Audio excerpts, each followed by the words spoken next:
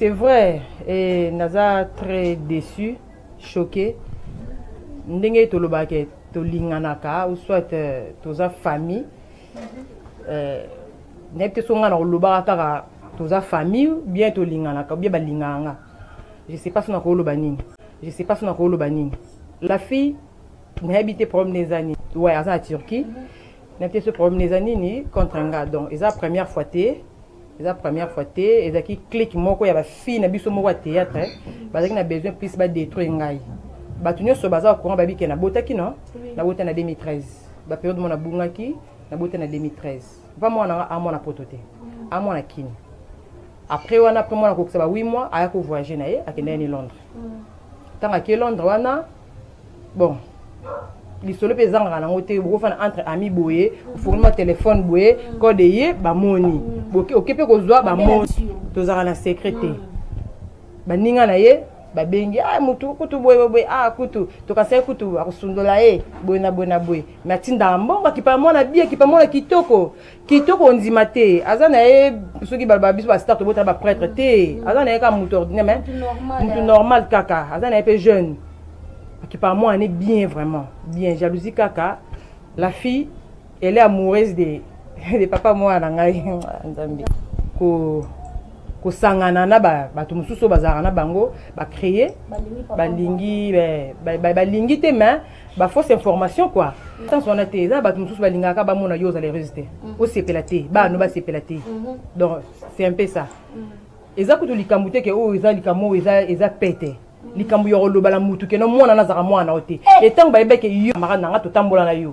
donc obisi dire que mona na za mwana ote papa na yazaka na mati papa na za matadi pourquoi parce que to voyage mona matadi na zaki na mbali na mona matadi na présenter yo Karine mbali nanga bona bitona comme na zim na boti na lina ba ba mbali na botaki na été na bombi nanga na bombi mbali na botaki ne po ba yebaki ba yebaki na boyi na ngai ba yeba na bombaki na ngai Paul angeselenga luka neti moi soni moi nini bo na bombi nanga pendant que ngala tangaki munoko na ngai bango ba créer ba bisi pas moi nanga ça les savoir ba ba photo ba mixer ba tia na Facebook ba salinde ba ko sala nga na bité ba yeko tindela ba photo wana po na yebi même pas ba photo ka ba profil de tia ko chez moi no so remarquer na profil na tia suba nanga te mona na za mwana été papa na yazaka na matadi machin ba belé créer ba problème na ba tata moi si na ba tata leki ndenge ba ndeko binga ko tala mwana ba yaka susu te ba qui passe moi té donc abandon choquant non le baboy po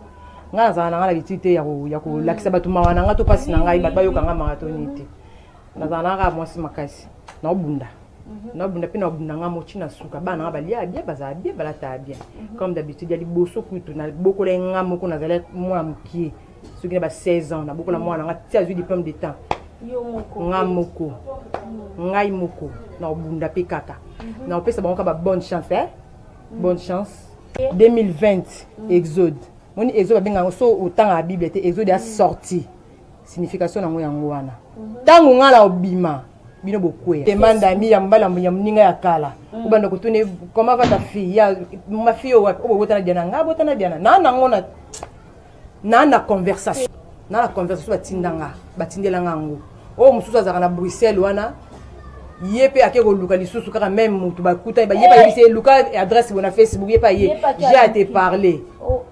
nandeni ni yamba invitation na j'ai te parler yepa yambi abandi ko tuna makambo moi na diana bobi na makambo tuna ngate soki yango ndo sengela demande mi na bloquer pour vie privée nanga naza kosa une bête lango yote makambo tuna ngape naza nango wana nako tsela ngo siko mu na conversation capturer batindela ngana nde ba bloquer point Bona bana mais mutala na vie privée na binoté mais bino bona ndaka baninga sima ça va détruire via bat on nzambe ne mutu a décider na vie ya mutu ka tchaka point que dina yo lobita ngala mukana tanga okutana boye osabu jour moko nzamba oloba jour nzamba oloba aden pesa la rati moi nanga basale aden avant que bomba bisa makambo wana mais na kama ndé makambo wana affecté papa moi nanga na tende basangana ki basala ki kuwana nzambe